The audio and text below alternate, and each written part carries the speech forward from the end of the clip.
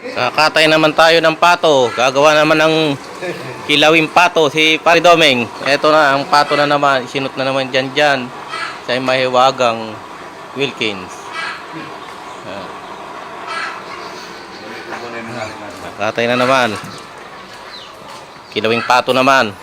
Sa adobo.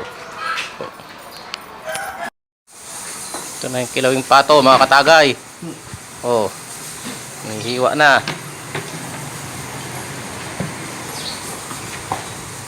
Kailangan maliliit lang ang hiwa. Kilawing pato. Pulutan mamaya. Mga katagay, panoorin nyo lang mamaya. Ako inihiwa na yung kilawing pato mga katagay. Oh. Kailangan maliit ang hiwa.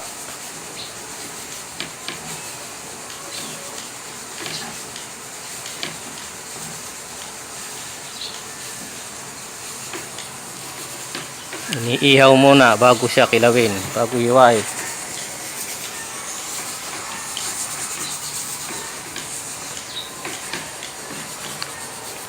Mga katagay, ang aming kilawin, no? Sarap po.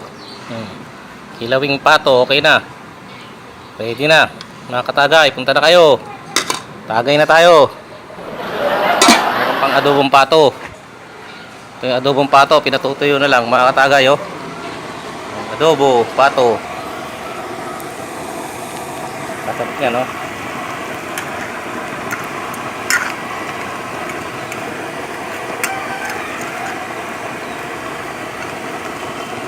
Sili. Hang, pampulutan, mga katagay. Adobo na. Ano, niluluto namin sa kalang use oil. Malaking tipid. Malakas ng apoy, mga katagay, blong-blong apoy, oh. Ayan. Luto na rin yung sinaing namin. Sa uling naman, niluto, mga katagay. Ang nasa probinsya lang.